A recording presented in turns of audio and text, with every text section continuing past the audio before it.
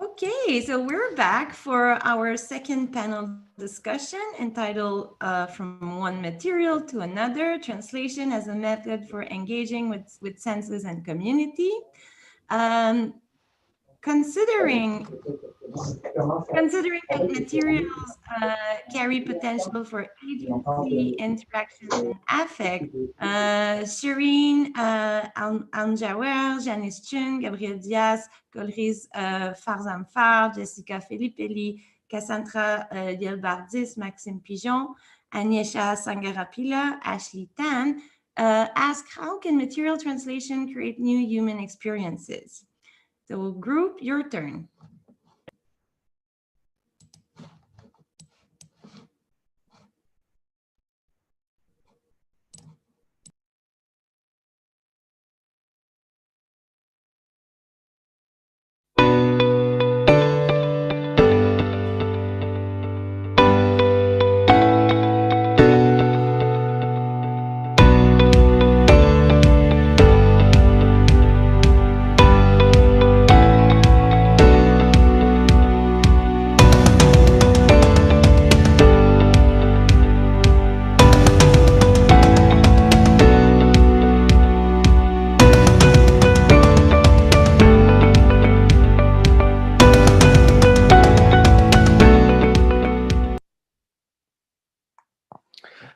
So hi everyone, and thank you for being here with us today. As you could briefly see in the video introduction produced by my colleague Anisha, our subject for the next hour or so is going to be translation. And translation is often viewed as a simple rendering from one language to another, and perhaps that's why it's easy to lose sight of how it permeates most, if not all, creative practices. But whether it be in the arts or in design, translation is not a clear window through which we can see the original. On the contrary, it renders visible the agency of materials, and it highlights the role of the translator, which is by no means a passive one.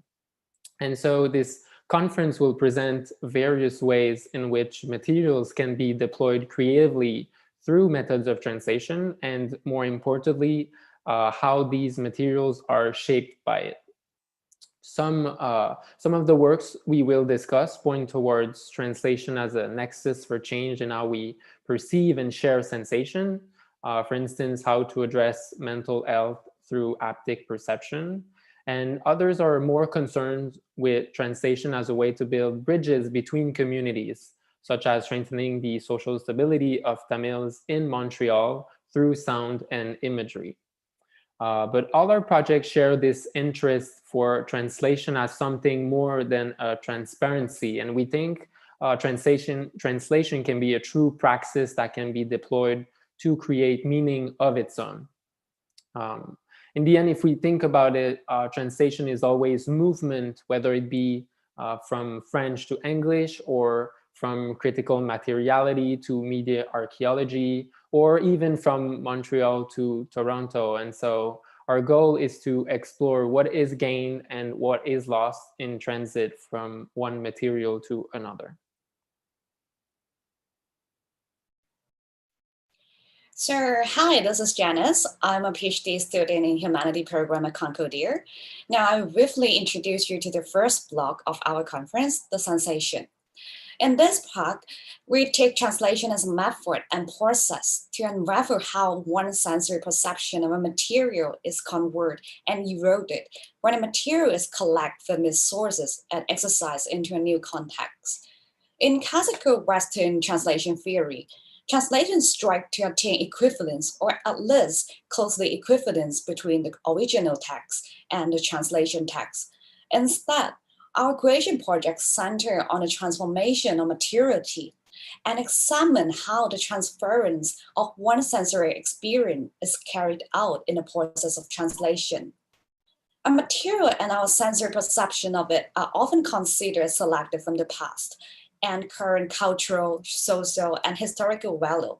But at the same time, they're vulnerable to transformation when a material is applied to a new framework. This transformation of materiality is exercised by the translator or the creator in the process of collecting and unwrapping the material. In the following, our group members of Block 1 will introduce you to 3 of our creative projects, including how we bring urban sound into the hospital, how sensation transference is carried out to provide desirable haptic sensation, and how haptic perception cope with stress. Through this project, we would like to offer a transdisciplinary discussion illustrating how a material introduces one of the various means of sensory perception through creative engagement. So now I will start by sharing the first creative project, which is also the project I'm working on in this semester, the Desire of Touch. So since the outbreak of COVID-19 knockdown, social distancing policy imposed in most cities in the world, our sensory interaction with other people and the living world are now highly limited. We spend more time in virtual environment, just like what we are doing now. And our physical bodily interaction with one another is minimized. And it sort of pointed me to look at the haptic sensation, how materiality engage and elevate the haptic sensation, or on the contrary, how haptic sensation reveals the materiality. So in my project, I examine and video with textile, plastic, and biomaterial. Firstly, I collect, observe, and most importantly, live with various material that I found in my daily life and in the local textile market. I explore how one touch sensation could be enhanced and how the material could induce one desire to touch and or being touched. So during the practice, I collect material and I began to pay more attention to the haptic sensory collection between my body and everyday objects and environment. One day while in a supermarket, I got attracted to something, which is the household cleansing glove. Or more exactly, the package of the glove attracted me. So as the gloves are all packaged, I know I won't be able to feel them in my hand. So I wonder how the other customer and I could possibly know how it feels like. And how do I pick the glove? Because all of those glove designs are so similar. So I start to focus on the package as if they illustrate like with high pure cotton flock lining or ultra soft cotton lining Comfort Plus. But the one I bought at the end, however, does not have one of those. Instead, they are those of Japanese company. Can you move to the next slide, please? So the reason is simple why I picked this glove. They are attractive to me because they are lighter in color and come with a little bit shiny, glossy reflection. And most importantly, they emboss the floral, a butterfly pattern that just show up gently on the glove surface, which made me feel that this is a very thoughtful design and imply that it might be comfortable and with a good long-lasting quality. Then I start to realize how different bodily sensations complement one another. When one of our body sensation is blocked or delineated, it doesn't mean we lost that sensation totally. Our other body sensation could help building that sensory imagination. So in the mid-1900s, a psychologist, Neurocheskin, proposed the sensation transference theory, which suggests people make an unconscious evaluation of an artifact based not only on the actual items. Our perception of the artifacts is also highly influenced by our multiple sensory encounters. In current study, researchers in marketing and psychology discipline also examine the embodied conditions. It reveals how our body could influence the mind to make decisions, and also propose how the sensory encounter with an object more deeply influence our attitude, mood, and also our memory. So for example, in 2014 M5 model, the BMW artificially replicated engine noise in the cabin using a stereo system, even when the audio system is turned off. The idea is so simple, it's just to enhance the car sporty feeling. So, hey Sharon, I'm wondering how in the media archaeology fields talk about the relation between body sensation and materiality, or like what archaeology concept touch on human and material communication.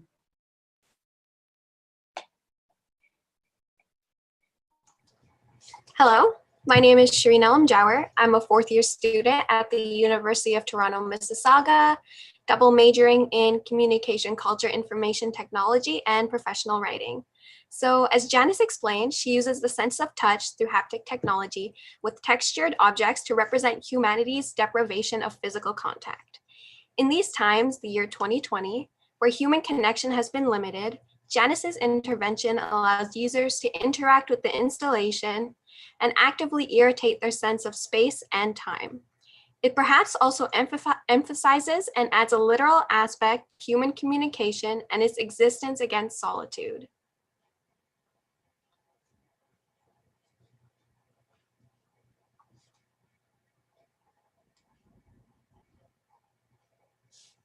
So, not only does Janice's intervention facilitate the human connection to the world in a time where such is not as possible as before, it also irritates our sense of time.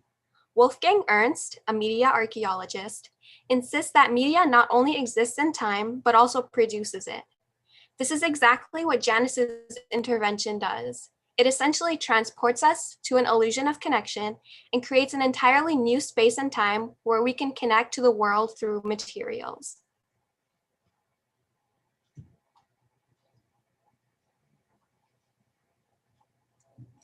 Since human connection to begin with is an artificial process, as Willem Flusser, media philosopher, says, this intervention closely follows that sentiment. The use of textures and materials through haptic technology as an interactive installation can be considered part of Flusser's artistic technique of communication against solitude, especially in times like the present.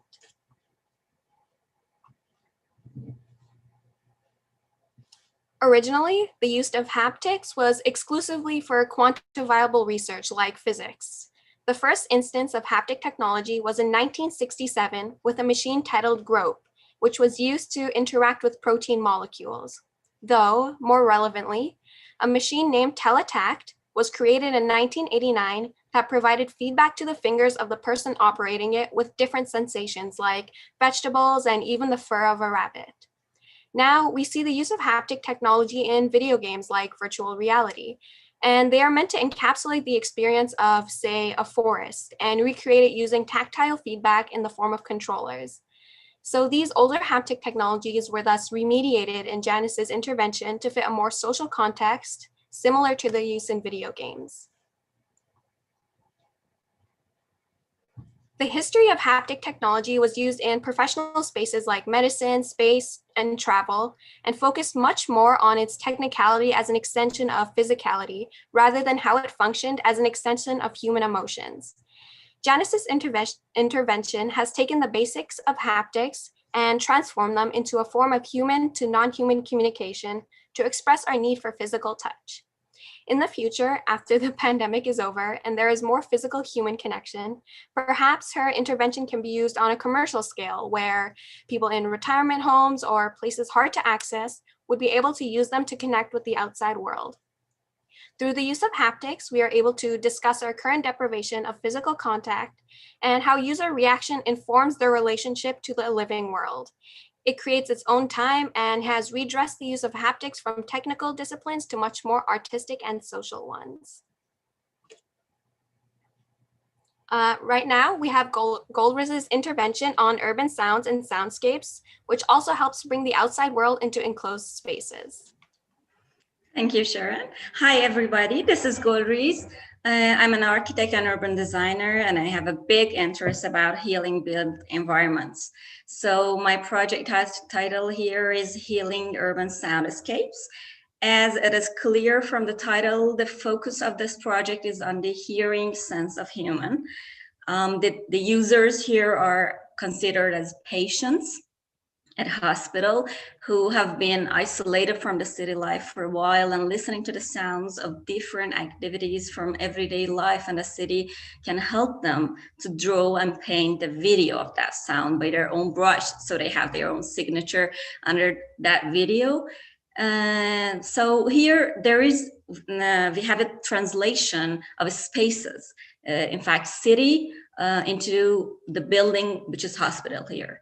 Urban Soundscape projects aims to bring back the city life into hospitals, link those together, and provide the patients to live new experiences along, but giving them the positive message that the urban life outside the walls of the hospital is calling them, and they have to get better soon. During this process, I've tried to walk through the city, the streets, public places, and collect the sounds by recording the cars passing with rain and without, with people and without, the fall leaves, grocery store, urban plaza, parks, and some other. So now I want to share with you one of these soundscape experiences. My request would be to close your eyes for a short moment while listening to this soundscape and imagine walking through an urban plaza full of people, different activities, coffee shops, restaurants. There you go.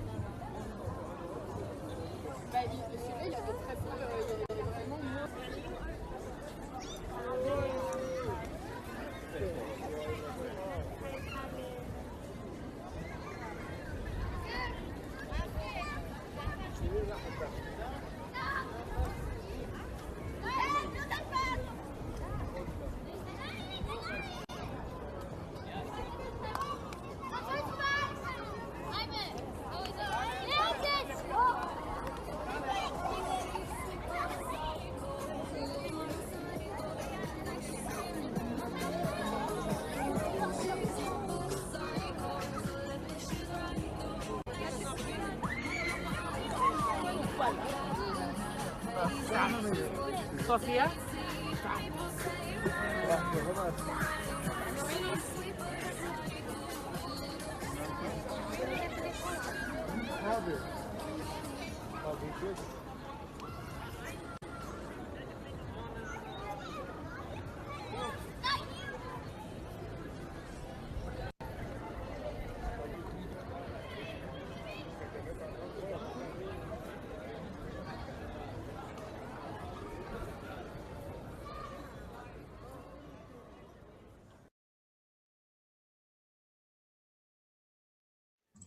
Well, this was about social aspect of the places which we miss most during these lockdown and pandemic situation.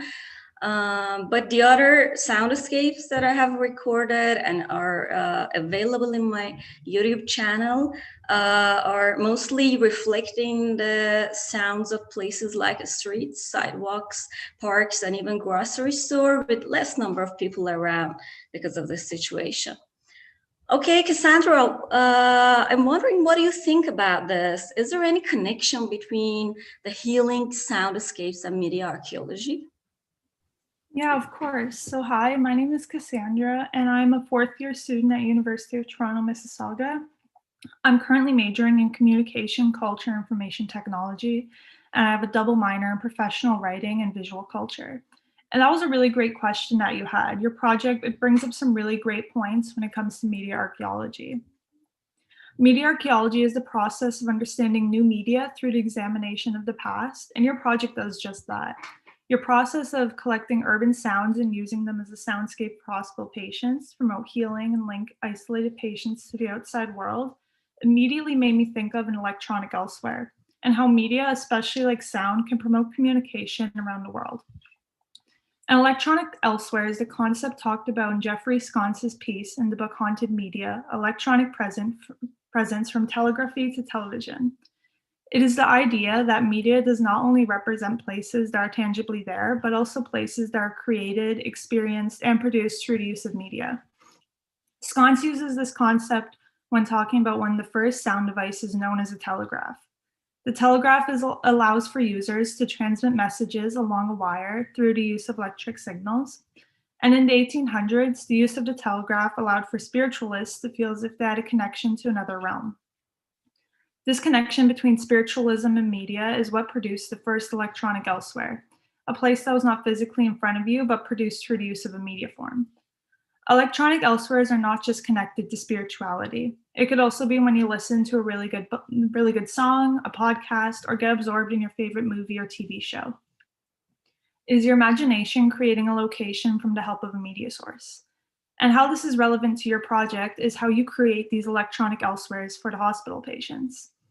By collecting a variety of sounds, you provide the listener with a unique personal experience while they listen to your soundscapes. The soundscapes will help to transport the listener out of the hospital environment and into an environment in their head that the media produced.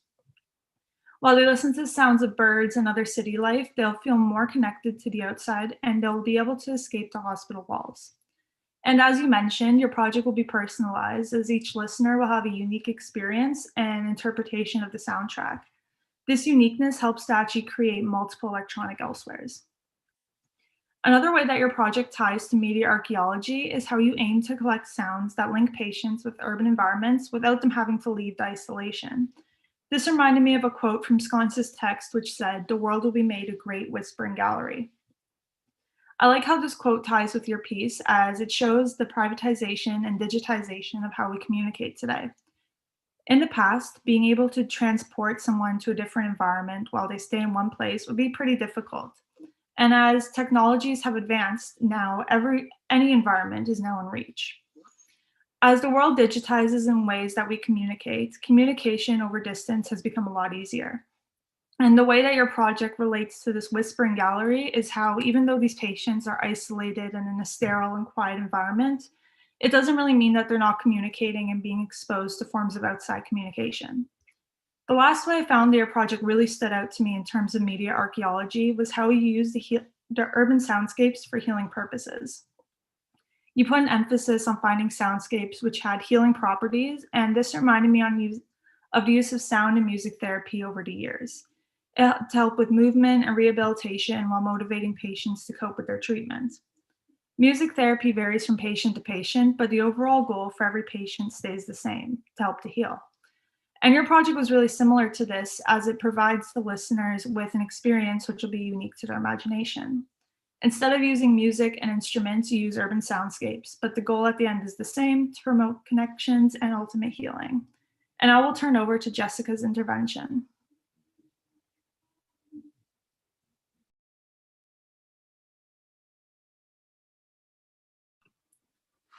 Hello, my name is Jessica, and I'm in my last year in computation arts at Concordia. My project is inspired by a personal experience by dealing with anxiety and stress. My project is called De-Stress. It is a research-based project and ways to de-stress with electronics and other materials. This project does not represent stress or anxiety, but can be looked at as ways to cope and distract yourself. The main aspect of the project, like I said, is revolved around mental health. I wanted to make something that would engage the participants through the sense of touch. A user will touch the objects and throw them, and then throw that object. During the research process, I read two things. Firstly, that the release of tension that brings us to act when we are feeling down or upset is taught to be stress relieving. Like throwing things is considered to have a venting effect, which in theory helps with mental health. And second, the notion of touch, like squeezing, it can help you concentrate, relax, and relieve unnecessary tensions. The users are unconsciously matching their emotion materials. They won't know that the materials they picked have been handpicked for that certain emotion. In terms of process, I tested a variety of materials which would be effective for me to carry on in the second half of my project. I had to split my materials in 3 different groups: hard, soft, and others. My family and friends helped me decide which items would be considered soft, hard, or other, with the help of a survey. With this information, I then paired the emotions with that material group. I wanted to pick some of the most negative emotions and the emotions that everyone has dealt with one day or the other. They are sadness, stress, and loneliness. So grouping the materials with the emotions, first we had sadness. When I was doing research, I found out that sadness is a soft emotion, so I placed all the soft objects with that emotion. The next emotion is stress. I wanted this emotion to be a personal one because I think stress is the hardest emotion of all three. When I'm dealing with my mental health, I never know how hard it will hit me. No one really does, and sometimes it hits really hard, especially in 2020. So I put the hard materials with stress. The last emotion is loneliness. And loneliness causes people to feel empty, alone, and unwanted. All the materials that do not fit in the hard or soft material group will be represented as the unwanted materials, just like the definition of loneliness says. So for the hard materials, we have a ping pong ball, a hockey puck, a styrofoam ball, a reusable ice cube, and a ball hockey ball. For sadness, which is the soft materials, we have a corn squishy, a hacky sack ball, a dog toy, a rubber elastic ball, rubber bands tied in an elastic ball, a foam Rubik's Cube. And for loneliness, we have a semi-hard football, water balloon, slime, Play-Doh, and sticky tack. So each emotion is represent. Can you go to the second slide? Okay. With now having all the emotions with the material group, you play the game. Not everyone is willing to share if they are going through something.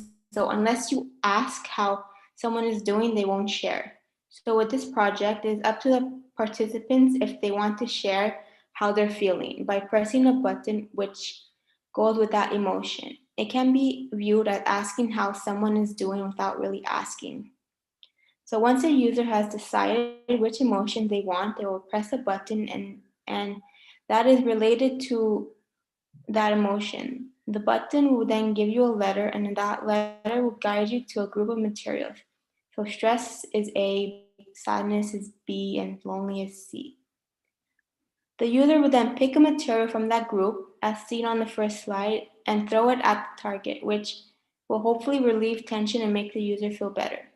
Now I will show you an 18-second video of the buttons and the material being thrown at the target.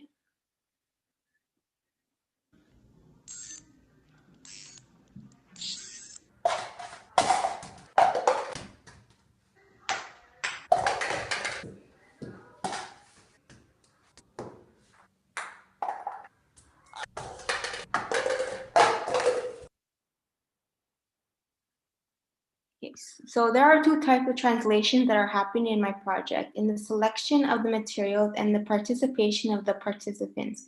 When I select the materials, I use my personal experience along with family and friends with research to back up, to associate each material based on their tangible affordance that goes along with each emotion.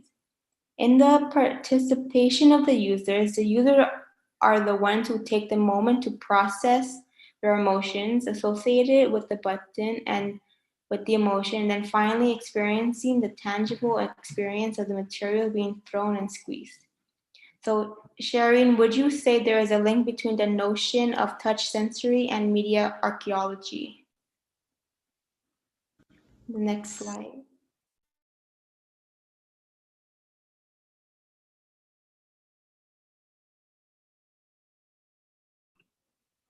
Shireen? Yeah. So hello again. My name is Shireen. So just like Jessica explained, her intervention ascribes the non-physicality of human emotions to the physical materials to sort of understand and overcome those emotions through the games. Her media connects a transcendental world with one of materiality and depicts how there is an innate connection between human culture, emotion, and the techniques of media.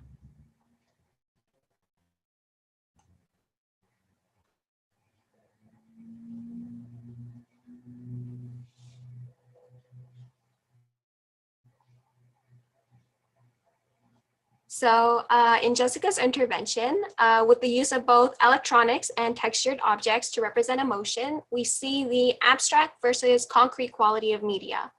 We see how the transcendental idea of experiencing human emotions and the inability to relieve them, like stress, are able to be translated to concrete forms. So media archaeologist Mark Hansen touches on the idea that we should consider how media, like Jessica's intervention, oscillates between materiality and phenomenality. So the combination of material objects as symbols and attaching those objects to individualized emotions like stress, and then the ability to experience them in a controlled environment is what Hansen explains to be transcendental empiricism. It states that knowledge is created from sense experiences and that those experiences must also come from a logical foundation. So in that way, we can imagine human emotions and attaching them to objects to briefly re-experience them is sort of a form of this. And like Hansen specifies, the experience itself is not transcendental at all, and rather it is completely able to re-experience their emotions and then effectively discard of them and thus relieving them of any burdens. And like Jessica said, especially she focuses on the relief of stress. And interestingly enough, games have been studied and proven to be stress relievers. So what makes Jessica's intervention one that succeeds in the relief of stress is its interactivity. If it were purely for a passive audience, it would not yield the same effects. The active participation of users in a game makes it easier for them to become absorbed in it and then help them detach stress and emotions from themselves and make it easier to let those emotions go. Leonard Reineck, a media psychologist, studied how interactivity affects emotion and concluded that media, quote unquote, has a high ability to absorb respondents and is effective in relaxation by stopping negative cognitions. So by having a very interactive intervention, from choosing objects and throwing them at the targets, users will find it easy to detach themselves from these emotions, essentially instilling the objects with their emotions to physically and psychologically let them go after they're thrown to the target. The multimodality of Jessica's intervention allows users to effectively relieve stress. It transforms abstract concepts like human emotions and stress to concrete objects, allowing users to briefly re-experience their emotions and then detach themselves from it. It combines the interactivity of gaming and material agency to immerse and activate the audience to help them create distance between themselves and their emotions.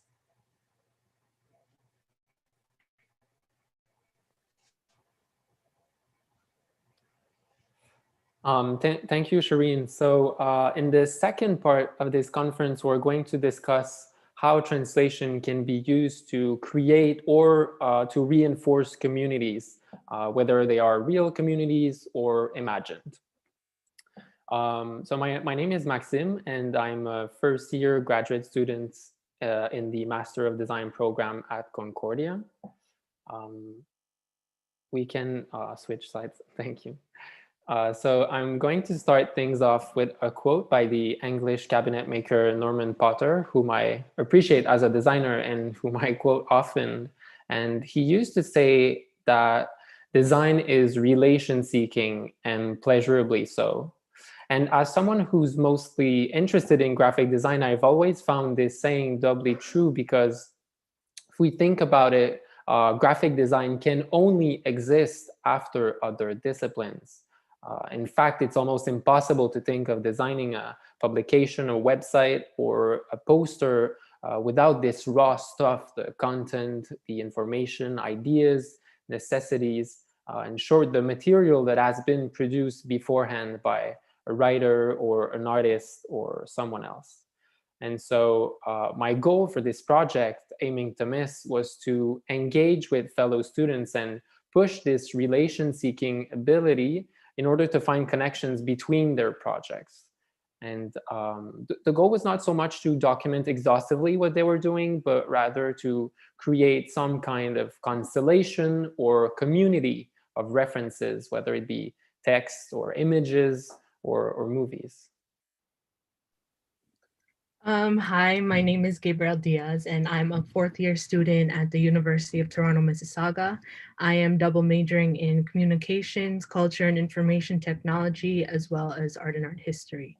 So within this project, there are many references that directly relate to the concepts from a media archaeological point of view. The first concept being the curiosity cabinet. So a curiosity cabinet originated in the 16th century when the European merchant class used these wooden cabinets to display geological artifacts. The cabinet also represented a historical period where it was a preface to pre-multimedia collecting. Multimedia describes the method of production and forms of its transport. The integration of multimedia in this project's publication is very much similar with the Curiosity Cabinet because of the endless possibilities it leaves the viewer with. The Curiosity Cabinet physically displayed many artifacts that were considered rare or documentation of a certain time period. In this modern context, this publication allows for the cross-referencing between the conversations that were being held, whether they were translated into pure text or images. The representation sought out in this project is what is being deemed as an interesting event in time. So with the physicality of the Curiosity Cabinet in mind, why have you chosen a publication as opposed to any other method? My major as an undergrad was comparative literature, so I guess I've always had this obsession with books in general, but more than that, I think the book is just a great material space for critical self-reflection and exchange. For instance, we could think of the common bibliography at the end of a book as something that is much more sophisticated than even the most ingenious online search or social media platform, because it's the result of a thoughtful effort to make connection. That being said, I have nothing against other graphical mediums, and I'm sure something similar could have been achieved with a website, but the book has such a rich tradition that goes back centuries and many constraints. A book is not a PDF, and so you have to deal with paper, with ink and binding and the printer. And so I was interested in the idea of engaging and challenging these elements, especially since we've been somewhat cut off from this kind of materiality for the past year or so. I guess this concept just reminds me of the media archaeology concept that comes from Belgian philosopher Isabelle Stengers, where she talks about don't talk in the name of progress. Next slide, please. She states that change isn't necessarily for the best, that we must focus on constructing the necessary tools that make us think and not recognize. This project essentially challenges the methods of gathering information and instead offers to find connections as a tool to make viewers think more about these deeper processes.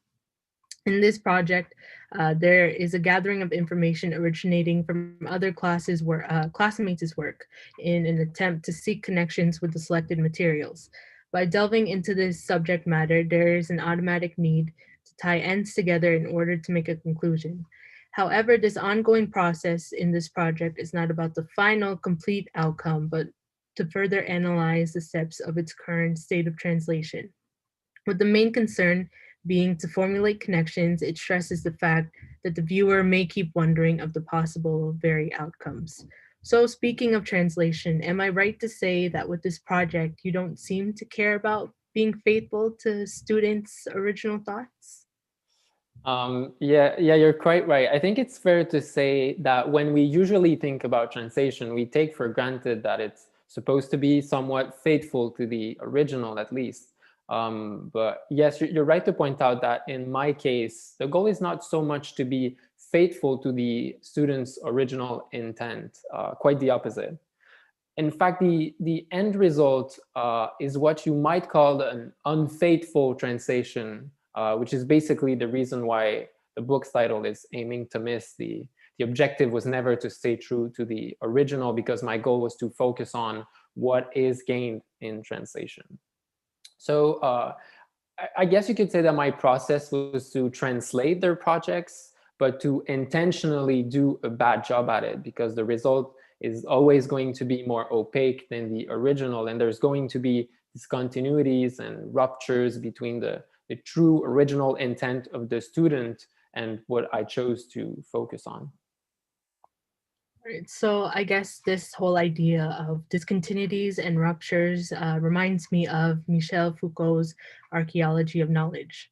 Humboldt University of Berlin professor Wolfgang Ernst states that the archaeology of knowledge, as we learned from Foucault, deals with discontinuities, gaps, and absences, silences, and ruptures in opposition to the historical discourse, which privileges the notion of continuity in order to reaffirm the possibility of subjectivity. So in this project, it requires to hold conversations with other students in order for the process of connections to begin. What is interesting about this process is that the recorded information taken from one end may be filtered because it was translated into Maxime's own terms and intents. Ernst also states that media archaeology in general concentrates on the non-discursive elements in dealing with the past, not on speakers, but rather the agency of the machine. By allowing this interaction to happen, the notion of having the speech lost in translation is highly likely to occur. So I'm not sure I quite understand the meaning of the unfaithful translation. Do you mind explaining this concept further and how it occurs in your project? Yes, maybe like it will make more sense with a concrete example. So for instance, William, whom I talked to back in early October, was interested in snow and specifically how we treat it as if we absolutely need to get rid of it. But while talking to him and doing research around this subject, this idea of language came up often, and more precisely how we talk about snow and how it's represented as if it's an opposing force or something like an enemy that needs to be defeated. So for instance, there's this wonderful documentary that we saw briefly yesterday, directed by Leslie McFarlane in 1957 for the National Film Board of Canada. And it's called Snow Fighters, and it's full of this sort of imagery that is very warlike. And as you can see on the slide, the snow fighters are depicted almost like soldiers, and the snow trucks like tanks or airplanes. And of course, William's project is not directly about language in that sense. That's just how it got translated in the book, as if the original meaning got distorted in transit. But in the end, it was productive because it allowed me to see the connections between his project and others.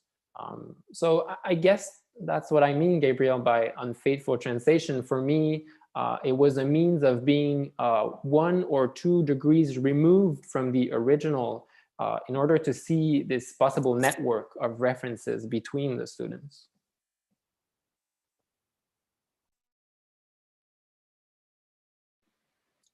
Hi everyone, my name is Anisha. I am a 4th year Concordia University student, currently completing my specialization in computation arts. As a 2nd generation Tamil, I grew up within the Tamil community in the West Island of Montreal. Tamils began migrating to Canada as early as the 1950s, which accelerated after the anti-Tamil pogrom in July 1983. As Tamils migrated to different countries, they struggled and strived over the years to form Tamil communities, preserve our history, and also the stories of our struggles, our language, our culture for the future Tamil generations. As we live in a country, a multicultural country like Canada, it is very important for us to maintain our social stability and establish strong links with other communities. As I pursued my graphic design career, my practice over the years have been revolved around using design as a form of dialogue to help strengthen my community and their integration by creating artworks that express the richness of Tamil history, culture, language, and community. One of the biggest challenges in the integration of communities is breaking the language and cultural barriers. As an attempt to break this barrier, I decided to create an interactive website which uses a mix of Tamil, English, and French languages along with images and sound. Through the user's interaction with the website, I hope that the user will be able to get a taste of the Tamil culture and community and learn something about us. Before creating my website, I took a look at other Tamil websites which already exist online.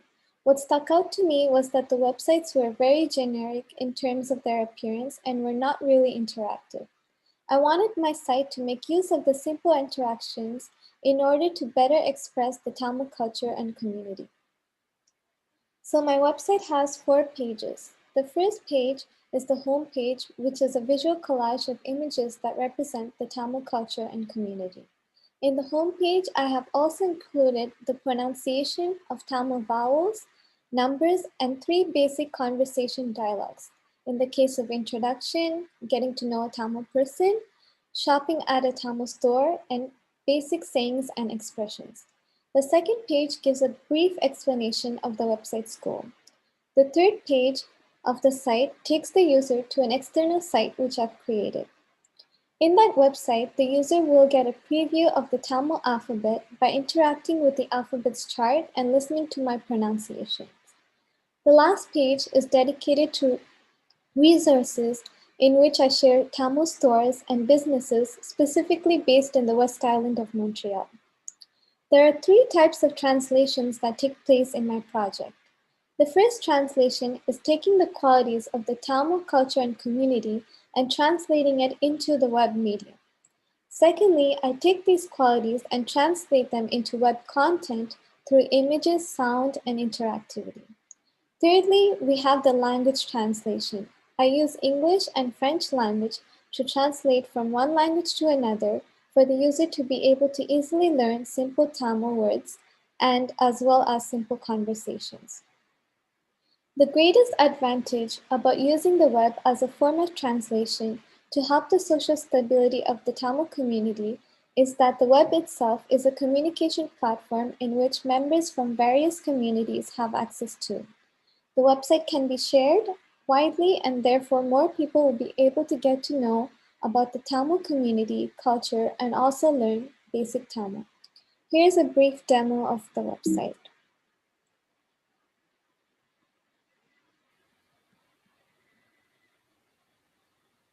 A, A, I.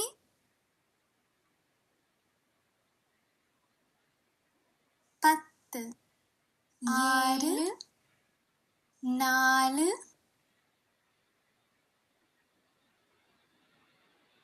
இது எங்க கிடைக்கும்? மதிய வணக்கம். வணக்கம். உங்களோட பெயர் என்ன?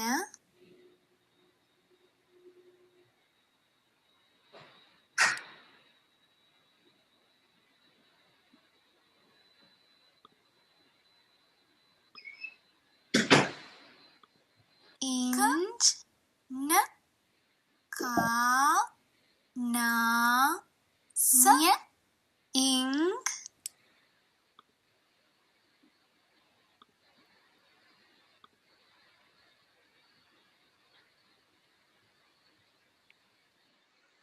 So Ashlee, does my project align with any of your concepts learned in media archaeology? Yeah, definitely. So, hi, my name is Ashlee. I'm a 4th-year student at the University of Toronto, Mississauga, with a major in communications, culture, information, and technology. I'm also doing a double minor in cinema studies and visual culture. So Anisha's project talked about raising more awareness about the Tamil community, and she wants to bridge the gap between Tamils and non-Tamils. So she's going to be doing this through a website with graphics, sounds, imagery, and interactivity, and a plethora of resources that other people can use to connect with businesses or small shops within the Tamil community. So something that stood out to me about her project was that her main focus was about communities and integration, and she's going to be using technology and media to do so. A concept from media archaeology that relates to her project is communication, and more specifically, communication and where we place ourselves in position to or with technology. And in class, we talked about how media and technology can be used as a way for understanding something, and it can also be used as a perspective to understanding. And Anisha's project is doing exactly that. She's using the internet, websites, graphics, sounds, and interactivity. So she's using all of that media as a perspective and a way to educate people about the Tamil culture. She is also creating a sense of community and integration as well through the use of technology and media and bridging the gap between Tamils and non-Tamils. So she is using her website as a communication device. Furthermore, we also talked about someone named Thomas Lemaire. And Lemaire brings up this point that technology can be an extension as well as a continuation of the human as a social, cultural, and biological organism. So instead of dividing humans and machines, machines can actually help humans understand things. And humans and machines are not seen as separate entities, and rather they can be brought together. Humans are not higher than machines, and machines are not higher than humans. So in this context, they are seen as one, and the machine can aid the human in understanding. So just like in Anisha's project, the technology and media is an extension of her and her culture out into the world in hopes of educating people about her culture. Can you go to the next slide, please? This also relates to something else that Mark Hansen brings up. So media and technology, as we have been discussing in a media archaeology context, is seen as a human extension. It is similar to a prosthetic body part. And Hansen in his reading discusses something that Marshall McLuhan has talked about in the past, and that is that media is like a prosthesis of human agency and human experience. So in other words, there is a link and a connection between the human and the technical or the technology. And the media or medium is an aid in helping understand human experiences. The inventor and the invention have the same goal in mind, and in this case, it is to help build an understanding. Again, the website, which is the medium that Anisha has created, acts like a prosthetic body part and an extension of the human. The website is an extension of her culture and is bridging the gap and educating people about Tamil culture. So this concept of the media being a prosthesis can also be seen in historical examples. Something that came to mind while I was doing some research was the radio. So in the past, the radio was largely used to get news updates, sports updates, or to just get a sense of what was going on in the world. The radio was the medium which helped people in the past to understand the culture at that time. And here the radio was an extension of the human as a social, cultural, biological, and biological organism, just like what Lemaire talked about. Okay, so to summarize all the discussed viewpoints during this presentation, Janice and Sharon addressed translation from the perspective of providing desirable haptic sensation through sensation transference. Me and Cassandra focused on translating spaces through the sense of hearing. Jessica and Sharon discussed the link between haptic sense and controlling mental health problems like stress. Maxime and Gabriel came up with different perspective of mapping a constellation of references around fellow students. Anisha and Ashlee brought up new ways of translation by trying to build bridges between communities through introducing the Tamils, society, culture, and language. And at the end, I would like to thank all my team members from Concordia and Toronto universities. A special thanks to Dr. Jerry and Dr. Butcher for their supportive guidance. And thank you all for your attention and being with us in our journey from one material to another. And now we're going to answer any questions that you have.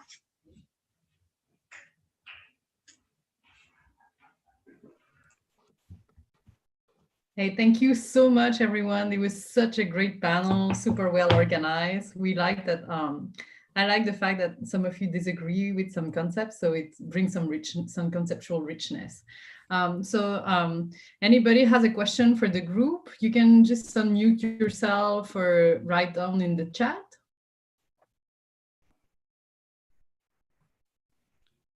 So do we have any questions from the audience? I do. Oh. Hi. Oh, can you? So Yes. that was. Can you hear me? Yes. Yeah. Okay. Thank you for that. That was really interesting. I was just curious. It's interesting to hear about sensation, to talk about sensation while you're on Zoom. And I just wanted to it was more like in Jessica, in your project, have you considered the sound element in your project? Because it was sort of remarkable, the game that you made, but it was actually the sound that really got to me. And I'd wonder if that's part of, like, you're working with touch, but if you're actually looking at sound as well. No, not really. I just wanted to make sure it was like you can actually understand it, but like Yeah.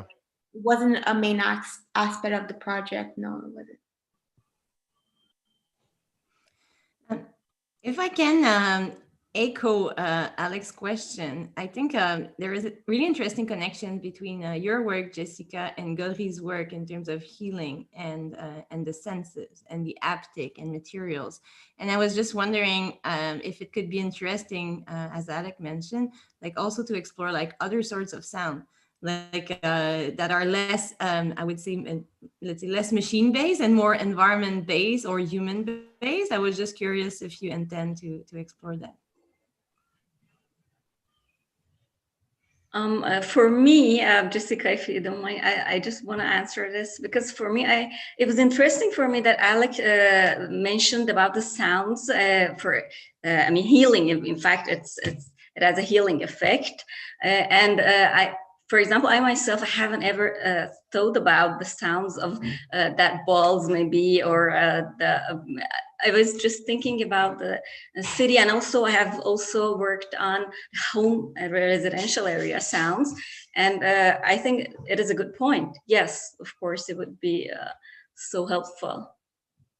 And also for media archaeology, I think the work of John Cage, if you're familiar with him, he had concerts where it was 4 minutes and 33 seconds of silence at the piano, and yet he was it was very interesting for him to, you'd hear the sound of the piano creaking and little elements of it, but the actual performance, he's questioning the role of music and what sound is.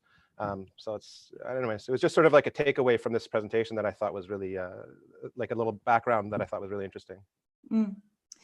I have tons of questions, but we have a question in the chat from Natalia. So Natalia, should I read your question, or you want to jump in and ask verbally? Okay, so I'll read it. Okay, so Natalia says there was a lot of discussion about creating tools for different purposes. I'm wondering about the idea of cognitive tools and structures to accomplish some of the aims you talked about.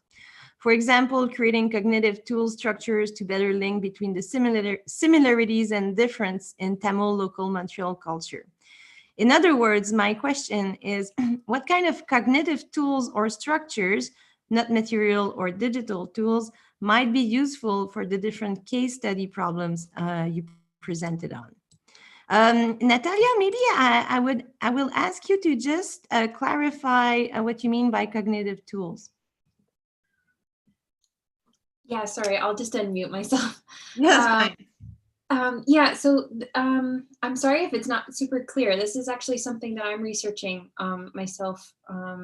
So ideas of cognitive tools particularly can be things like heuristics, so different ways of, excuse me, quickly being able to make a decision or come up with something. So it might be like a rule of thumb, for example.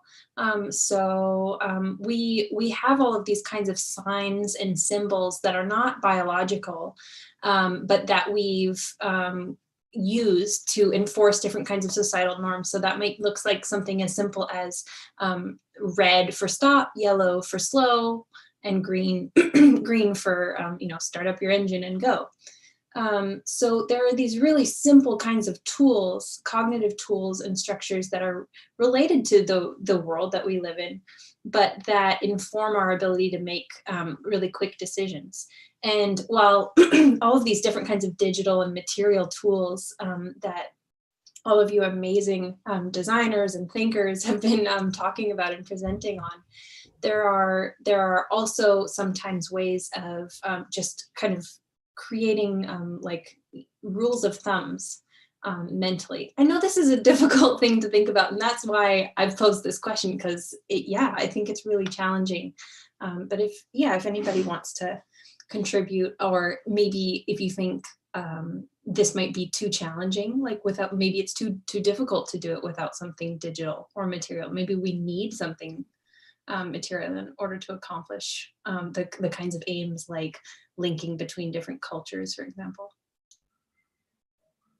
Thank you, Natalia. Someone wants to jump in to answer this? It's really interesting because it bridges, I think it bridges two things. Well, first, the question of like symbols, and like I don't want to use simplification, but say universality of design symbols. And second, it bridges this idea of unfaithful translation that Maxime brought. Like, how can you create that, say, symbol that is accessible to everyone, that is useful to everyone, that everyone recognizes, and what would it be if you change that symbol, basically? So it's really interesting in Jessica's works, Maxime's works, Golri's works, and Agnieszka's works, in the sense that can you create some sort of universality with the design you create, or it's not possible?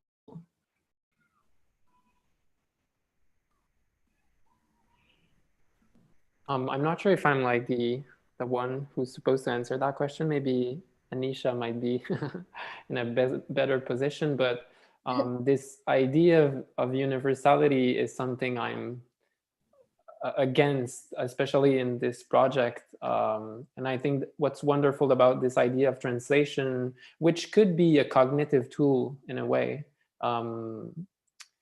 yeah, what's wonderful is that there's so many possibilities, and there's no wrong, there's no right. So I'm not sure. Maybe Anisha, you have like a better idea of how we can use these tools to bridge different communities or cultures, or. In my case, I'm still not entirely sure, but I find that in my case, it would be difficult to not use like these mediums to like bridge the gap, because our culture is very like total opposite, and there's a lot of like richness that I feel that can only be conveyed through materials or through like tangible, maybe like food or like tangible materials, or like through digital. But creating like a symbol, like a universal symbol, I find might be maybe difficult, but yeah, that's what I think. Yeah. If I can jump in, this is an interesting question that Natalia asked, especially for media archaeologists, when you think about past, present, and future. So like your projects are very situated in the present, but let's say like, for instance, people who have like some sort of sites, nuclear sites, let's say that would take several years to like recover or come back to some sort of place, you know? So like there's a lot of researchers have been asked like what kind of sign could we make for future people or alien life that would arrive on Earth and see that, to tell them to not grow food on these lands, for instance. So what kind of symbols can travel without being universal? It's questioning the idea of universality, but it's a idea of like that communication is an artificial process, like you guys spoke about Willem Flosser, but like what kind of code could be learned that everybody could learn, that, you know, like without being it universal. I understand what Natalia is saying. It's not a fully universal, but it's the idea of like how we can share among different communities, right? But so this is quite a challenge. But what you bring, Marie-Pierre, about like the past and future of media is really interesting in terms of design as well, because I don't know, like, and this is a documentary that I recommend to everyone. It's called Untitled, and it's about how to store nuclear waste.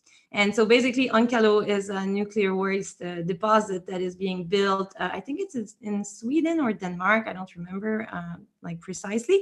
But basically, one of the main challenge they have is that like once the deposit is full and we close the door, do we put a sign on it? And like, what's the impact of putting a sign on that like nuclear deposit, like waste deposit? And do we tell people that there's a danger? Or if we tell that, can it bring, like, say, thieves? Can it create wars?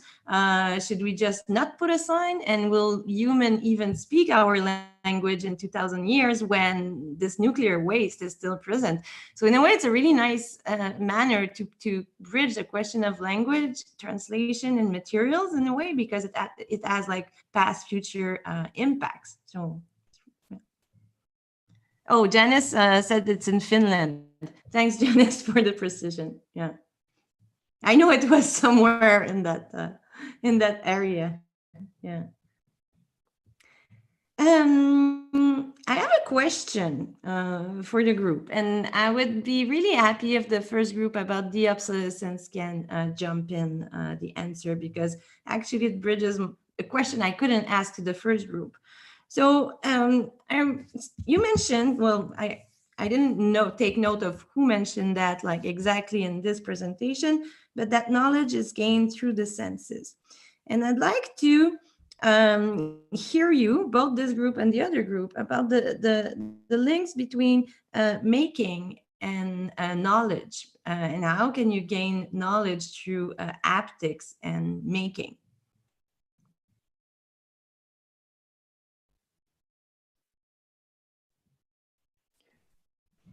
Anyone wants to jump in? Yeah, I mean, I could just talk from personal experience in learning to work with my objects in the metal shop. And I mean, it was a learning process in terms of understanding the material, how not just the objects, but things I was attaching, for example, the legs of this alien planter I was designing, seeing how I could bend them to match the curve of the centrifuge.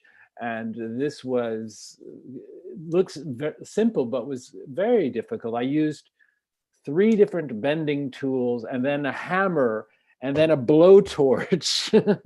and seeing how, if I bend it this way, well, then it goes too far, and then, or not enough. And so this gradual, the material was speaking to me, it was telling me what it was willing to do and what it was not willing to do. And so it was communicating its agency to me, and I was learning from it, and therefore integrating my understanding of the metal and the material as I was making. I think that's might be a fair example. Yeah, as Patrick mentioned, for me too, from the viewpoint of my project, I mean, the process, really, we learn, we gain knowledge from the process, from the failures that we have, and the process, or the successes, for me, and also the feedback that I gain from the other people, for showing the examples to them. And yes, the process really is a way to give knowledge and gain knowledge. Yeah, I'm gonna hop in there too and agree that, like, yeah, the process of making, you are getting so much information about how the material behaves, how it doesn't behave, how it goes with what you're doing and how it doesn't, and the limitations.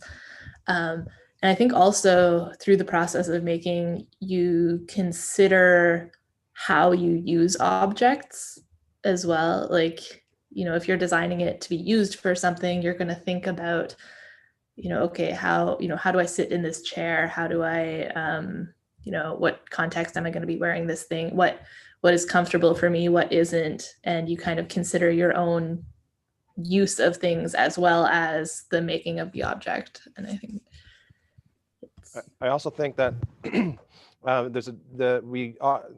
anyways, as designers, we often look at like 1 or 2 senses, but really it's the combination of all senses. So like if you're metalworking, Patrick, you're smelling fumes, right? And that's entering your mind somehow and creating this sort of feedback as to the process, and it's helping inform your work anyway. So for me, that's always been a big thing, is just the feel of like when you sketch versus when you draw on the computer. There's a difference, and it informs your memory of that moment in a different way, which I think informs our work and the problem solving that Golriz was talking about. How you choose to solve problems is related to that. I guess that is also what I have found during the process of my making, like how the art sensation, the visual sensation that impact how I feel, I touch the sense. I mean, like how the art sensation work to complement the touch sensation I'm looking for, and how.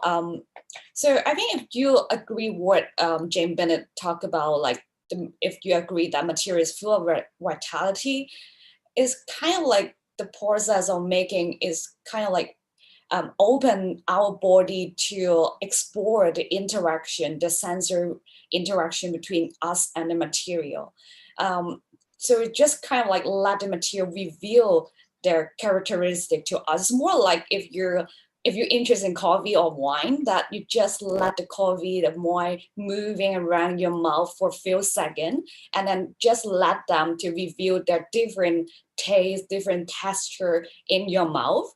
And then your body will automatically know how do you react, how do you feel with them. So I feel this like the process of making or process of interaction is kind of like let your body to see how you react, how your body innately interact with them, to find their different perspectives of looking at that material. Thank you, Janice. And we have to finish soon, but I'd like to ask like one mini question about this need for feedback in the process of translation. So my question is addressed to Golriz, Agnieszka, and who else? Oh, and Maxim. Basically, because you are working with, I would say, end users, the user of a book, the user of a sound, or and the user of a website. So what kind of feedback mechanism will you put in place to look at like how your project is received on the other end? So what's next for you in terms of steps? Well, for me, it was I record all the audios and I shared on one social media. I have shared on YouTube and also Facebook. And because now, in fact, I needed to share it with the real patients, but because of this pandemic situation, it was impossible for me for now. And the next step, maybe after this pandemic, I'm gonna do it.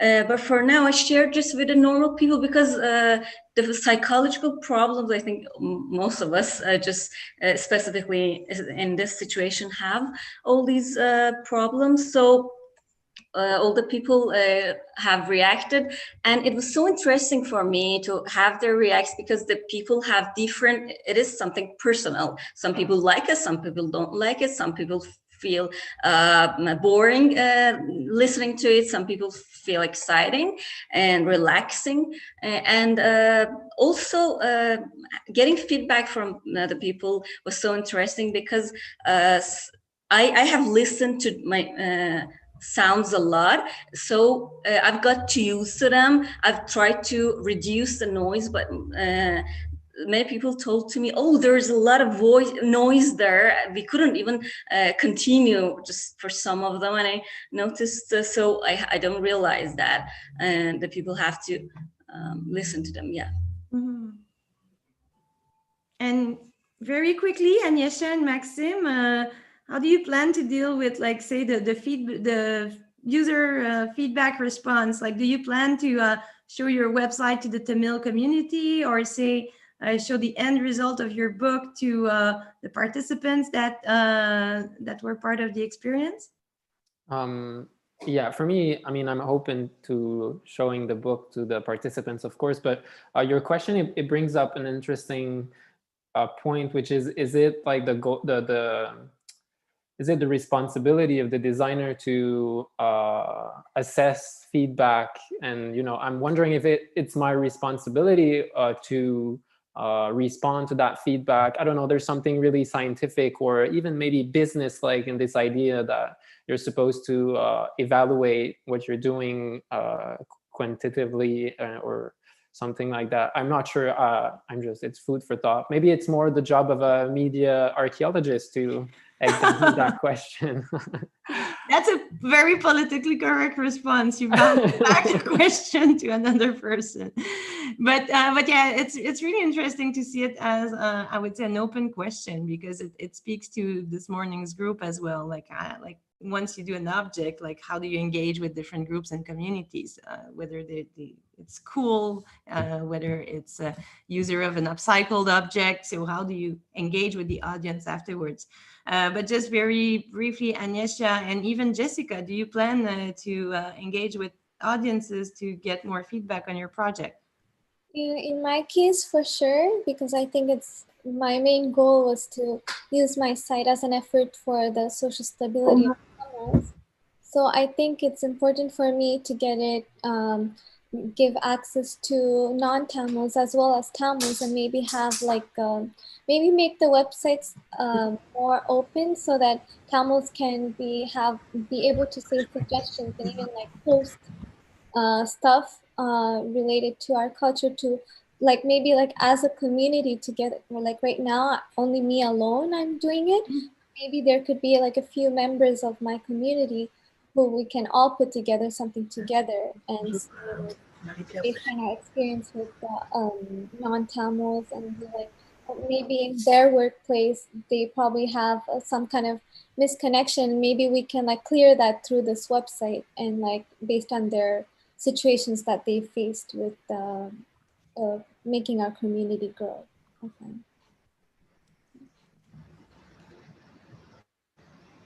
All right. So it's 12:25. We have to. Perhaps like Jessica wanted to say something. Oh yeah, Jessica, do you want to jump in? Well, yeah, I'm always willing for more feedback on my project, because for me, I find it works. I don't know if it's stress relieving to other people, but I would love to like get feedback from other people and to make it even better, and just take their feedback and like try to grow it in like other objects and see what they think is better. Mm-hmm. Because you've been working with that question of haptics and squishy materials for quite a while now, so it's interesting to see the development of it. Yeah.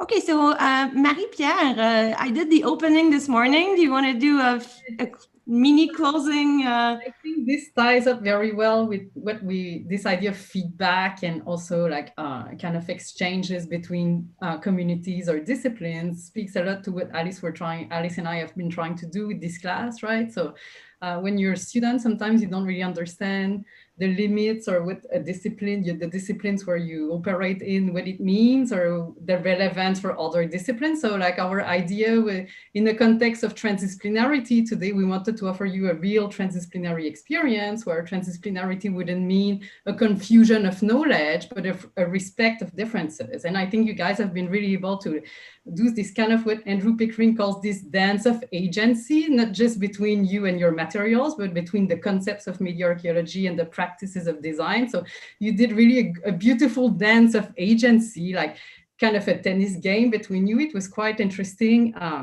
I feel that you guys have been invested a lot. I'm very, how could I say? I think it's fantastic what you guys have been able to organize. We've been learning a lot, and we know that you put in a lot of time. And myself, I want to congratulate all of you for this amazing, terrific, super interesting job.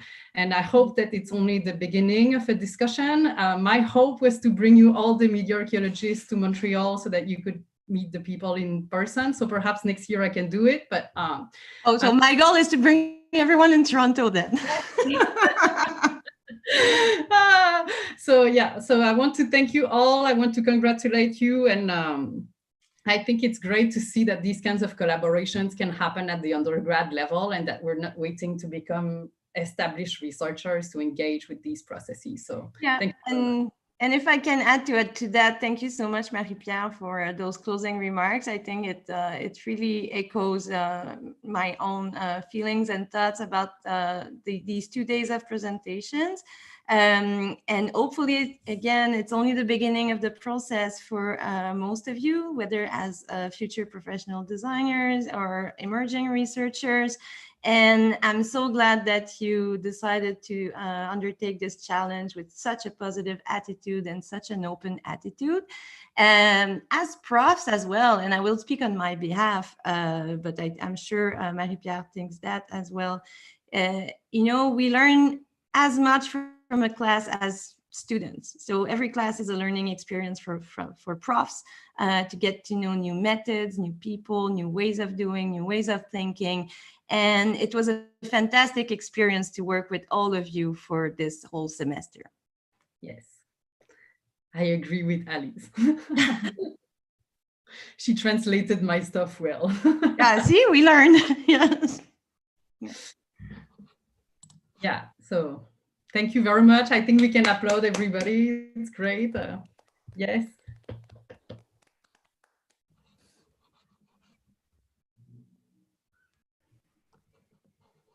Super. Merci beaucoup d'avoir organisé tout ça. Et pour Hexagram aussi, merci. Ah oui, merci à Hexagram de nous avoir... thanks to Hexagram for having to host us, right? Yes, Sylvain. Yeah, thanks, Sylvain. We just saw Giselle too. She's gone now. I haven't seen Giselle. Where is Giselle? Okay. Okay, thank you. Have a great day.